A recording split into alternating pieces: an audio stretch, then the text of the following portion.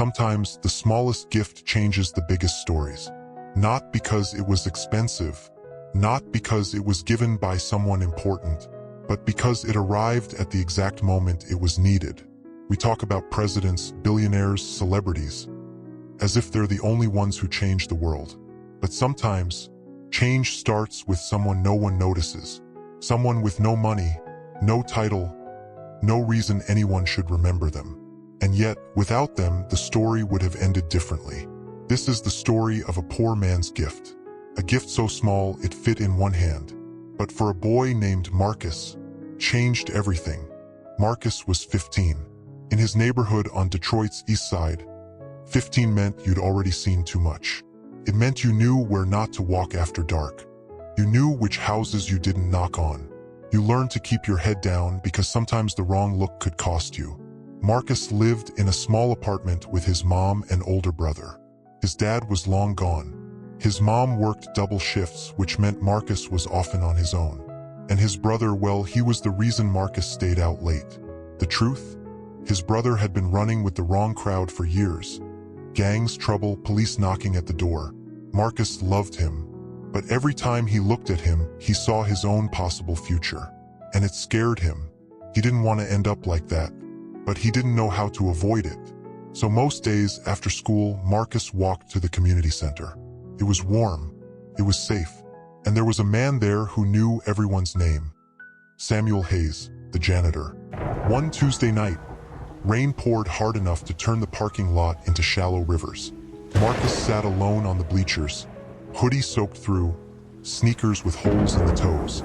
The basketball court was empty. Lights hummed above. He didn't want to go home yet. Samuel spotted him while locking up. "You good, son?" he asked. Marcus shrugged. "Just don't want to go home yet." Samuel sat down beside him, water dripping from his coat. "What's going on?" Marcus hesitated. He wasn't used to saying things out loud, but something about Samuel's voice, low, steady, made him answer. "My brother's in trouble," Marcus finally said. "I don't want to end up like him, but I don't know how to get out." Samuel didn't give a speech, didn't tell Marcus to be strong or do better. Instead, he reached into his worn work bag, pulled out a battered paperback book. The cover faded, pages soft from years of turning.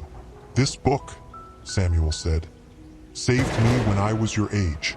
Every word in here taught me I didn't have to be who the world told me I was." He placed it in Marcus's hands. "I want you to have it, but you can't just read it. You gotta live it." At first, Marcus didn't take it seriously. He tossed it on his nightstand, flipped through a few pages here and there. But one night, he found himself reading until 2 in the morning. Not because the book was magical, but because for the first time, he felt like someone believed in him. Over the next few months, Marcus started showing up early to the center, helped Samuel sweep floors, set up chairs, fix basketball nets. His grades climbed. He started skipping out on the street corners his friends hung around. One afternoon, Samuel asked, "You thinking about college?" Marcus laughed. "College? That's not for people like me." Samuel smiled. "It could be. You just gotta see it before you get there." Years passed. Marcus became the first in his family to graduate high school. The day he crossed the stage, his mom cried harder than anyone in the auditorium. He got a scholarship, studied political science, worked part-time in community outreach, the same kind of programs that had once saved him. And then, one day, Marcus walked back into that same community center. Only now he was wearing a suit. Samuel was mopping the floor. "I'm running for state office," Marcus said, holding a folder full of proposals. "And if I win, I'm bringing funding here, to neighborhoods nobody pays attention to." Samuel grinned. "Looks like you lived it." Marcus won, and he didn't forget his promise. He fought for after-school programs across the state, built mentorship networks, funded job training centers, opened doors that had been locked for generations. When reporters asked him about his inspiration, he didn't name a politician, didn't mention a billionaire donor. He told them about a janitor who gave him a book. "A man who had nothing," Marcus said, "but believed I could be something." The story went viral. People across the country heard it. Letters poured in from strangers who'd been inspired to give in their own small way.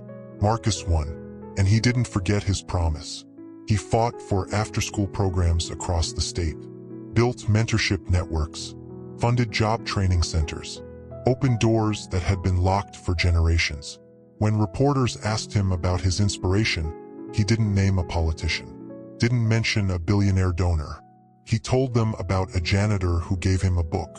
A man who had nothing, Marcus said, but believed I could be something. The story went viral. People across the country heard it. Letters poured in from strangers who'd been inspired to give in their own small way. If Marcus's journey lit a fire in you, ask yourself, what's in your hands right now that could change someone's life? Drop it in the comments and subscribe, because every day we share more stories that prove small beginnings can change the world.